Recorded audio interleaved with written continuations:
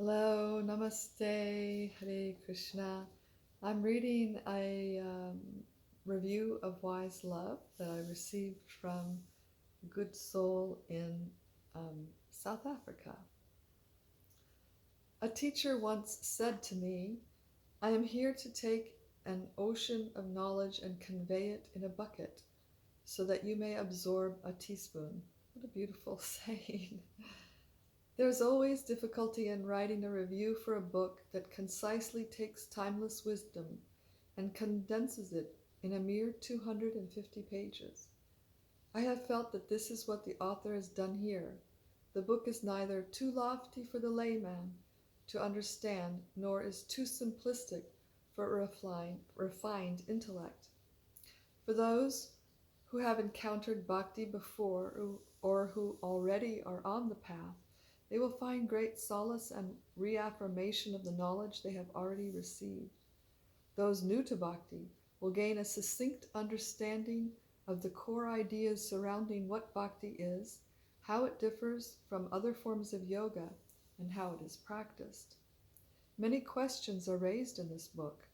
The one most pertinent to me is, why are we always changing? Because we're not satisfied, a state only possible in contact with the true self. It takes real work to reclaim one's freedom, but it's not impossible. The book details how the false self arises and how it differs from the true self. It then dives deep into the true self and how we connect with our innermost nature. It offers fresh perspectives on Bhakti Yoga and the wisdom of the Vedas. In essence, it is our false ego and our entanglement with material nature that gives rise to many of the problems we face, and this is the root of material existence. We need to transcend our material nature and rise to a spiritual one, an identity that is immutable and grounded in knowledge of the Supreme Being. Quote, Bhakti reveals that our inherent perfect state is as a lover. As a yoga practice, Bhakti is the path of evolving the heart and is known as the yoga of love. End quote. The attainment of Bhakti and the exercising of the heart, quote, requires more than physical strength, agility, mental control, or intellectual prowess. It requires that we engage our whole feeling self. End quote.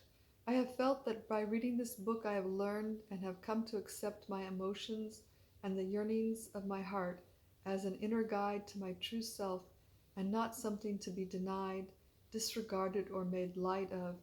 However, great discernment is required in knowing which emotions are shifting currents and which remain still and unchanging. I really appreciate this last paragraph, and I'm so glad that he received this insight from reading, because it's something that is not often spoke about in spiritual marketplace, spiritual circles outside of the Bhakti circle, and that is emotions are real, they're part of us, they're not going away, and they need to be engaged. And they can be engaged, and they are very much able to connect us with spirit. In fact, they are required to connect us to spirit, and they can become spiritualized. Emotions are transmuted through mantra and gives us a vehicle to connect with the Supreme Being. Mantra has become a commonplace word in most homes, but I feel very few understand its depth. I agree. Mantra ultimately brings clarity and peace of mind and brings us to a state of ecstasy, in which we are enveloped in a loving exchange between the Creator and the created. I highly commend the author for her work and have recommended this book to friends of all castes and creeds. Allow the yoga of love to enter your life and experience the treasures found therein. Thank you so much. This is really quite beautiful.